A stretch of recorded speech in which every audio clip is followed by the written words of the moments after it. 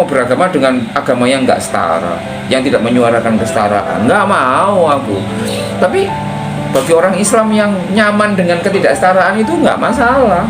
Tapi aku sendiri memaknai bahwa Islamku harus setara. Ya. Orang jadi imam itu kan ada syarat-syaratnya toh. Iya, ada persyaratan. Ada persyaratannya lah, bisa baca Al-Quran, memahami, ia adil, ia akhlaknya baik, kayak gitu. Kalau aku merasa dirimu itu akhlaknya baik, bisa baca Al-Quran, aku tidak keberatan berimam denganmu. Pertanyaan besarnya adalah, kamu confident nggak menjadi imam laki-laki? Nah ini, iya, itu yang jadi ini dua hal ini. Malah rancu kalau perempuan memimpin, bahkan nggak cuma dalam ibadah doang, misalkan apapun deh, masih agak-agak lucu gitu kalau misalkan ada satu komunitas yang dipimpinnya sama perempuan. Iya, kayak gitu. Menurutmu lucu, padahal itu kan nggak terbiasa saja, karena memang perempuan dipersepsikan harus minggir, dan itu membuat perempuan itu menjadi minder sendiri. Jadi harus ada dua ini ya, ada dua cara. Yang pertama adalah meyakinkan kepada banyak orang laki-laki yang Islam bahwa sangat mungkin ya sepanjang orang itu bisa memiliki syarat-syarat umum, kualifikasi umum menjadi imam, maka dia bisa menjadi imam, tidak tergantung dari identitas gendernya kayak gitu. Selama dia bisa baca Al-Quran, adil, akhlaknya bagus, amanah, punya integritas kayak gitu. Jadi bukan apakah kamu punya penis atau punya vagina, yang punya penis harus menjadi imam yang memiliki vagina. Menurutku nggak gitu amat. Di sisi yang lain, perempuan ini juga harus confident. Entar deh kalau kamu sholat asar aku berimam padamu deh. Tuh kan kamu nggak confident lagi. Memang itu susah buat dilepas ya dari. Iya, tapi bisa sepanjang kita mau belajar. Pasti bisa. Dulu kan orang Islam nggak bisa menerima ada hakim perempuan. Sekarang kan banyak sekarang hakim perempuan. Sebenarnya kalau mau kita bahas tentang kesetaraan dari profesi mah, udah lumayan banyak sih perempuan-perempuan yang menjalani profesi yang biasanya laki-laki gitu. Misalkan supir truk juga ada. Yang susah itu kan jadi imam sholat. Iya, ini imam sholat itu. Kenapa sih aku kadang-kadang mikir, kita ini kan punya banyak stok master dan PhD di Islam, ahli hukum Islam. Kenapa kok tidak bisa membuat jalan, tidak bisa membuat reasoning, tidak bisa membalikkan bahwa sebenarnya laki-laki dan perempuan itu setara di hadapan Tuhan? Masa Tuhan akan seksis sih? Allahku nggak seksis. Mungkin Allah, banyak orang akan mengatakan, aku tidak akan menerima sholat yang dimana laki-laki diimami oleh perempuan. Itu nggak berlaku di Allahku. Allahku bisa menerima siapapun yang datang kepada dirinya. Gitu. Kita ini punya banyak PhD loh, punya banyak profesor loh. Iya. Tapi ketika berkaitan dengan bolehkah orang perempuan menjadi imam sholat laki-laki, itu kayaknya menjadi goblok otomatis, mendadak otomatis, menjadi auto goblok otomatis, auto nggak bisa berpikir secara kritis. Kenapa coba? Ini sudah 1400 sekian tahun. Aku bilang kepada anakku, Nduk, di Facebook waktu itu, Nduk, sampai kapan, hingga saat ini di Facebook, hingga saat ini kamu perempuan sepinter apapun kamu tidak akan mampu untuk menjadi imam sholat. Meskipun kamu hafal Al-Quran dari atas, bawah dan atas. Menurutku itu nggak adil. Kenapa ya kita sudah 1400-an lebih, tapi urusan kayak gini aja masih belum bisa. Terlalu lama, dan itu kan memalukan Islam itu sendiri. Berarti kan Islam kan nggak adil gender. Iya. Ya nggak adil gender lah. Cara pandang Islam yang klasik ya, Islam seperti ini. Kalau aku, cara Islamku menurutku adil gender dengan cara apa? Yaitu tadi, kalau perempuan nggak boleh melakukan poligami, laki-laki pun ya nggak boleh. Jangan seenaknya, perempuan nggak boleh kawin lagi, kawin lebih dari satu, tapi laki-laki boleh. Itu keadilan seperti apa? Iya, betul.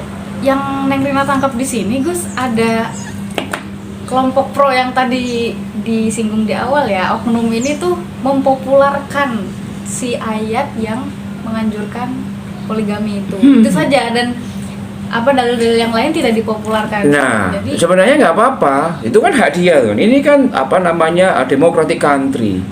Kebebasan berekspresi dan berpendapat dilindungi oleh undang-undang. Kita nggak boleh melarang seseorang itu hanya karena kita nggak sependapat dengannya. Itu harus kita pahami.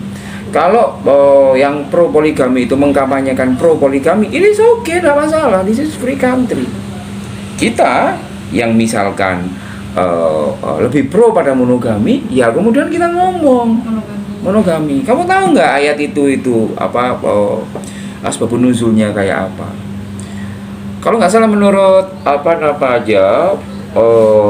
salah satu tafsir Ibnu Katsir itu, ayat itu menceritakan, entah benar entah enggak ya cerita itu. Aku juga tidak menemukan sumber-sumber yang lain. Jadi ceritanya pada waktu itu ada orang yang belum masuk Islam, orang kaya begitu, datang ke Nabi Muhammad. Nabi Muhammad, saya mau masuk Islam. Sama Nabi Muhammad ditanyain, istrimu berapa? Gitu. Istri saya 10. Oke, istri saya 10. Oke. Kalau istrimu 10 dan kamu mau masuk Islam, ceraikan, sisakan 4 saja. Paham maksudku? paham. Untuk mengurangi. Exactly. Berarti semangat motivasi Nabi Muhammad untuk dari 10 menuju 4 itu apa? Monogami. Ini sama dengan kita. Oh, kalau kamu masuk sini, beratmu berapa? Misalkan, oh berat saya sekian. Oke, itu nggak ideal. Beratmu diturunkan sekian ya. Dietnya pelan-pelan. Sebab kalau dietnya langsung, pasti akan semaput kan. Jadi semangat dalam cerita ini apa? Semangatnya adalah mengurangi. Itu kan yang nggak diajarkan di sekolah-sekolah kita. Aku menangkap loh, Nabi Muhammad ini keren. Bayangkan, dia punya istri 10 ya, yang orang ini. Ketika masuk Islam, dia diminta pilih deh yang terbaik, 4 aja, yang 6 ceraikan. Ya, ceraikan. Di zaman itu laki-laki memang sebanyak itu ya? Oh iya, belum budak dan lain sebagainya. Situasi seperti itu tidak hanya di Islam, fenomena global. Maka dari situ aku kemudian ketika lihat cerita itu dan aku yakini ini semangat, aku menjadi sangat confident bahwa semangat dari ayat tentang masna wa sawaruba itu adalah semangat untuk meminimalisir. Yang ingin aku katakan, taruh kata ayat itu ya turun di periode Madinah. Berarti kan periode Madinah kan 620 sampai 630. Ya. Anggap saja itu turun pada tahun 625. Itu Nabi Muhammad sudah dengan pewahyuan seperti itu melakukan proses peminimalisan. Ini loh, dari 10 tak jadikan 4. Berarti kan ada 6 kilo yang dia diet itu. Harusnya kan dari 625 sampai 2021 itu kan udah ada ratusan tahun. Ya. Harusnya kan jadi 1. Tapi malah kemunduran ini ya. Kemunduran semakin zaman. Aku menduga kuat bahwa banyak laki-laki yang memang cara pandangnya itu adalah cara pandang yang mau menang sendiri, kemudian mencari basis argumentasi yang tekstual, tapi mereka tidak jujur. Harusnya kalau jujur kan ngomong kayak gitu tuh, ngomong kayak aku kan. Kalian jujur. Jujur lah. Kalau mau jujur harusnya training itu juga harus memberikan pendidikan kepada para perempuan tentang hak-haknya sebagai istri. menurut tidak hanya fikih, tapi juga menurut Undang-Undang Perlindungan Anak, Undang-Undang KUH Perdata, dikompilasi hukum Islam, dan yang terpenting adalah Undang-Undang tentang penghapusan kekerasan dalam rumah tangga. Itu penting. Aku yakin kok di sana di training itu tidak diajari konsep tentang marital rape. Apa itu, Gus? Marital rape itu perkosaan dalam perkawinan. Perkosaan dalam perkawinan itu kan nggak boleh, itu pidana. Aku ngerti perkosaan dalam perkawinan. Misalkan ya, kita suami istri. Aku lagi tidak ingin bercinta denganmu, tapi kamu memaksaku. Kamu kena pidana. Itu namanya. Itu kan hubungannya sudah halal, Bos. Oh, tidak bisa. Tetap ya. Tetap menurut Undang-Undang 23 tahun 2003. Masing-masing pihak itu juga harus konsen, meskipun dalam perkawinan itu sebabnya disebut marital rape. Jadi misalkan nanti suamimu pengen melakukan hubungan seksual padamu, kamu nggak ingin ya, mungkin sedang nggak mood, nggak apa dan lain sebagainya. Kamu punya hak untuk menolak, dan dia kalau memaksamu itu dianggap sebagai perkosaan. Pemaksakan kehendak. Loh, ini kan istriku. Meskipun ia istrimu, ia adalah orang yang merdeka terkait dengan hubungan seksual. Nggak bisa asal nyelonong gitu aja. Itu kan pasti nggak diajarkan oleh Pak Ustadz itu. Malah Gus, yang diajarkan itu kalau perempuan menolak itu dia akan dilaknat oleh malaikat katanya, Gus. Wah, itu kan kami sangat ini ya. Suruh nyebutin malaikatnya siapa namanya. Ya, itu buktinya seperti apa, nggak akan bisa. Nggak akan bisa. Hadis yang dia kutip-kutip itu sebenarnya menurutku, aku meragukan kebenarannya. Kayak gitu. Aku meyakini bahwa laki-laki dan perempuan itu sama derajatnya di mata Tuhan.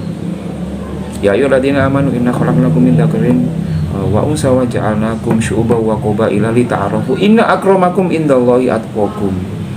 Sesungguhnya orang yang paling mulia di hadapanku adalah orang yang tingkat ketakwaannya lebih tinggi. Bukan apakah kamu punya penis atau punya vagina. Betul. Gitu. Betul sekali.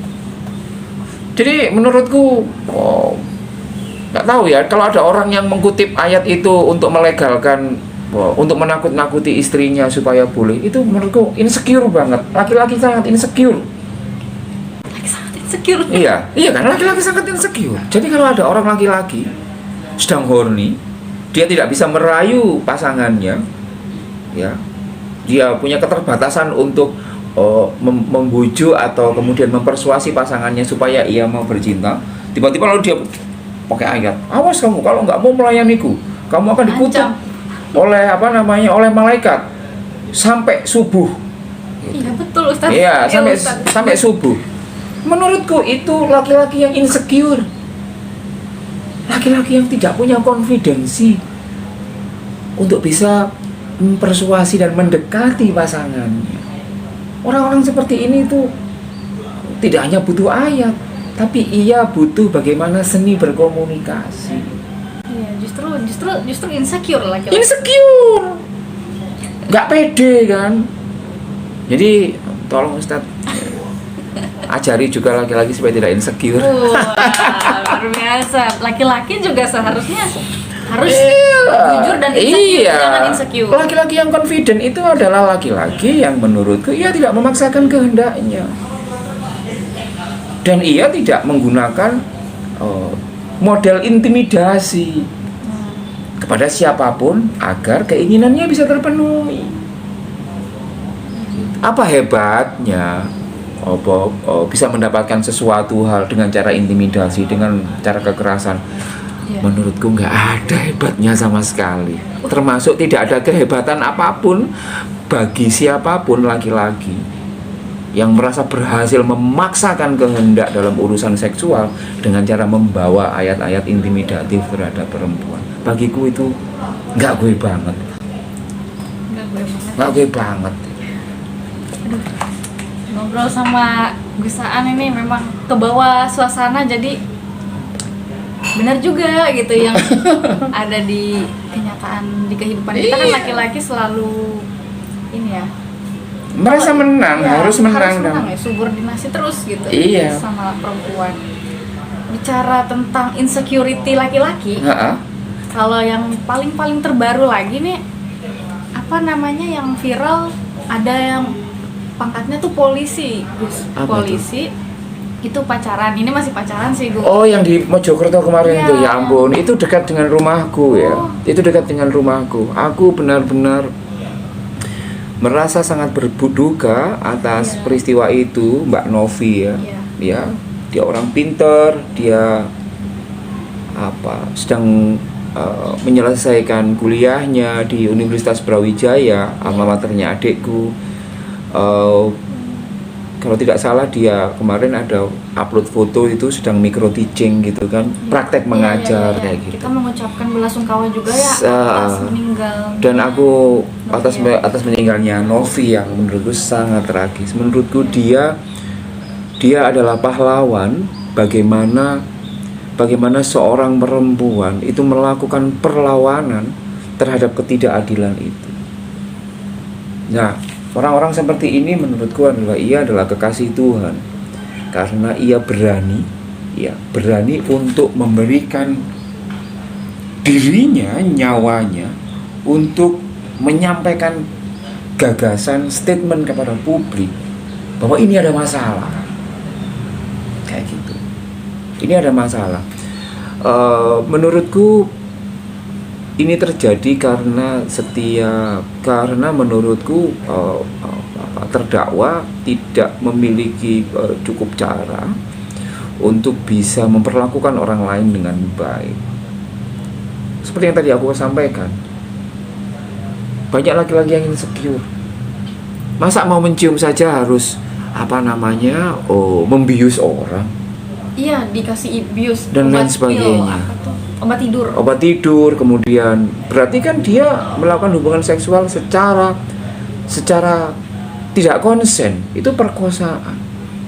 Menurutku aku sangat mengutuk praktek seperti itu, dan lebih-lebih karena itu dilakukan oleh aparat gitu kan, orang yang harusnya memahami dan mengetahui lebih baik menyangkut undang-undang itu, maka ini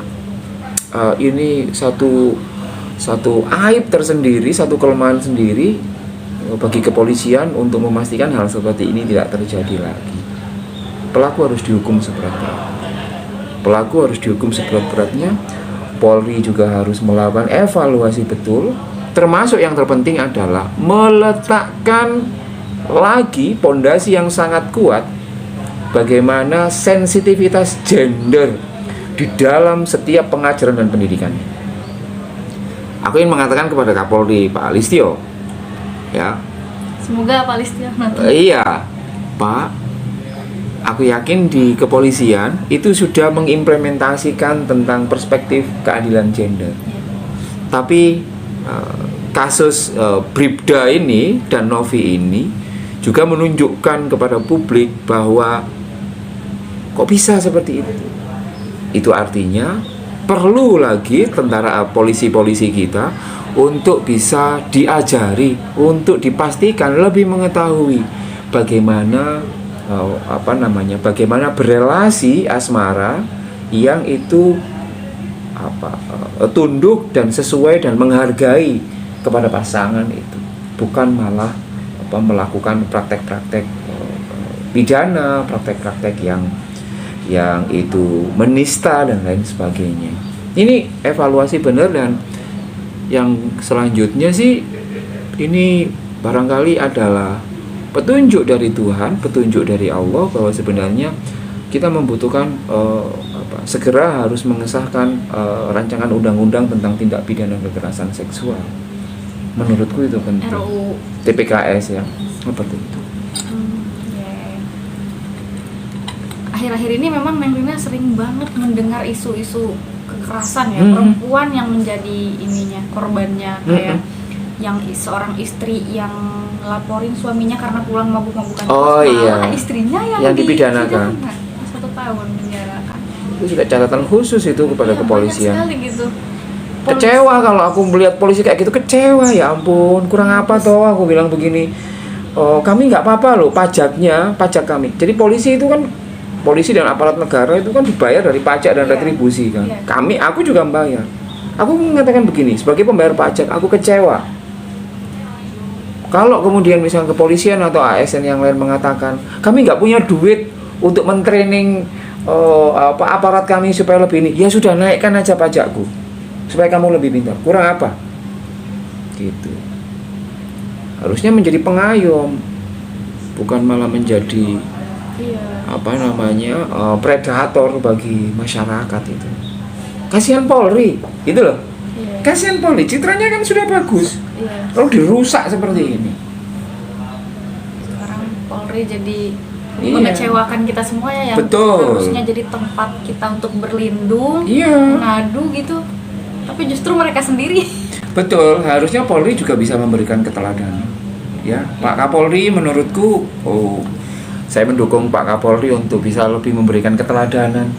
Polri, bukan hanya Pak Kapolri, semua aparat kepolisian memberikan keteladanan. Bagaimana cara, misalkan bagaimana Polri ternyata anggota kepolisian mampu memberikan keteladanan, bagaimana kondisi rumah tangga yang harmonis, bagaimana berpacaran secara equal. Equal nih banyak nih kayaknya yang bakal tersinggung. Pacaran secara equal itu artinya pacaran yang memang ya equal itu dalam arti ini ya ya memperlakukan pasangan kita secara sejajar, secara setara, tidak dihinakan. Kayak gitu. Jangan perempuan selalu harus diletakkan sebagai yang subordinat begitu. Itu pacaran atau berelasi secara tidak equal gitu. Itu sih, Rin. Wah. Kayaknya gini, Gus.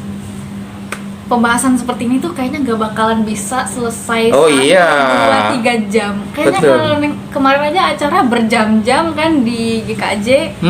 Dan mungkin kita bisa lanjut di belakang atau di next time di part-part selanjutnya, mudah-mudahan. Terima kasih Rina, aku sudah diundang di podcast. Aku juga bersyukur banget bisa sharing langsung dengan Gus Aam. Dan suatu kebanggaan sih bisa berbincang-bincang seperti itu. Dan sayangnya kita harus akhiri dulu nih obrolan kita di sore hari ini, di konten kita kali ini. Dan mungkin untuk penutupan, aku mau minta Gus Aam untuk memberikan pesan-pesan gitu buat sahabat muslimah yang nonton, buat khususnya untuk perempuan untuk perempuan ya, supaya kita lebih gimana ya, nggak ada lagi yang namanya berita-berita korban-korban seperti tadi. Iya, menurutku begini, Tuhan itu menciptakan laki-laki dan perempuan itu dari nur yang sama. Al-Quran tidak pernah mengatakan bahwa perempuan tercipta dari tulang rusuk, tapi dari esensi yang sama. Jadi dari esensi ketuhanan yang sama. Artinya apa? Artinya laki-laki dan perempuan itu posisinya sejajar. Aku ingin mengajak kepada saudara-saudaraku yang perempuan, yakini dan imani bahwa kalian ini sejajar dengan yang lain. Kalian tidak lebih tinggi dan juga tidak lebih rendah. Di mata Tuhan, kalian ini sejajar. Yang pertama. Yang kedua, kalian ini itu adalah important person. Ya. Orang yang penting, orang yang valuable, orang yang berharga. Tidak hanya berharga di mata Tuhan, tapi berharga juga di mata manusia. Yang ketiga, oleh karena itu, aku mendorong kepada banyak perempuan muslimah itu yang confident dengan dirinya sendiri. Ya, kalau kamu keberatan ketika di poligami, you have to say, aku keberatan. Tubuhmu itu adalah dikontrol penuh oleh otakmu. Jadi your body and soul is your authority. Jadi itu sebabnya maka aku meletakkan perempuan itu sebagai sosok yang sejajar, sosok yang mandiri, sosok yang punya otoritas penuh pada dirinya sendiri. Nah, itu yang harus kamu yakini. Kalau kamu mengatakan bahwa aku sakit kalau diperlakukan seperti ini, jangan diam, kamu harus ngomong. Oleh karena kamu sejajar dan equal, menurutku kamu juga punya kesempatan untuk memimpin laki-laki, bahkan memimpin sholat sekalipun, sepanjang kualifikasi ini dipenuhi. Dan kalau itu terjadi, aku tidak keberatan menjadi makmum. Jadi konfidensi itu penting, belajar itu penting, terus menghargai orang dengan baik itu menjadi penting. Dan peradaban Islam akan jauh lebih maju manakala melihat perempuan-perempuannya itu bisa berekspresi dan bisa setara dengan laki-laki, bisa melakukan banyak hal sebagaimana yang dilakukan oleh laki-laki. Aku meyakini Islam itu akan sangat diuntungkan ketika perempuan-perempuan itu setara, bukan perempuan-perempuan yang cuma dijadikan nomor 2, nomor 3, nomor 4, nomor 5. Justru Islam itu datang untuk menyelamatkan perempuan. Iya. Supaya kita itu setara. Betul. Seperti itu, Rin. Terima kasih banyak nih Gus Aan. Thank you, Rina. Akhirnya kita selesai sudah perbincangan kita di konten kali ini. Dan mungkin kalau misalnya sahabat muslimah semua masih belum puas nih, ada yang ingin ditanyakan, mungkin bisa japri aja mungkin bisa DM via Instagram ya. Iya. Boleh Instagramnya Gus Aan, apa namanya Gus? Nanti mau Instagramku @gantengpolnoto. Waduh. Itu contoh dari percaya diri. Oh iya. Percaya dirinya sama Meskipun wajah pas-pasan gini, tapi aku percaya aku gantengnya Polnoto. Luar biasa, aku aja kalah nih. Nggak bisa sepercaya diri itu gitu. Bisa, prosesnya bisa kok, nyantai saja bisa. Dan boleh juga di follow juga Instagram aku, ya, Instagram Neng Rina namanya Harina_Fitri. Nah, kalaupun mau komentar di bawah sini di konten ini juga bisa, nanti kita bisa sharing bareng-bareng lah di kolom komentar nanti. Atau mau DM juga boleh. Kalau nomor WhatsApp mah kayaknya jangan dulu atau gimana nih? 0896 7159 7374. Wah, luar biasa, humble sekali ya Gus Aan. Nanti kalau mau WA berarti bisa. Iya, atau WA-nya ke Rina aja. Waduh. Gus, terima kasih banyak. Thank you, Rina. Ada oleh-oleh nih Gus. Dari Kota Bogor. Thank you. Iya Gus, pokoknya ini terima kasih ya, bukan seberapa, tapi ini oleh-oleh dari Kota Bogor. Thank you Bogor, asinannya ya, jangan lupa. bukan endorse. Thank you ya, Rin. Ini. Ya Allah, terima kasih banyak. Semoga podcastmu makin rame ya. Amin. Selalu confident untuk mengajak orang, tokoh-tokoh yang kamu anggap tokoh untuk bisa tampil di podcastmu. Insya Allah nanti. Mudah-mudahan ya insecurity ini semakin menghilang dan kita lebih percaya diri lagi. Gus, pokoknya terima kasih banyak. Iya, thank you Rin. Aku senang sekali kamu bisa undang. Alhamdulillah. Kalau gitu kita closing dulu. Wallahul muwaffiq ila aqwamit thoriq. Wassalamualaikum warahmatullahi wabarakatuh. Waalaikumsalam warahmatullahi wabarakatuh. Bye bye. Dadah.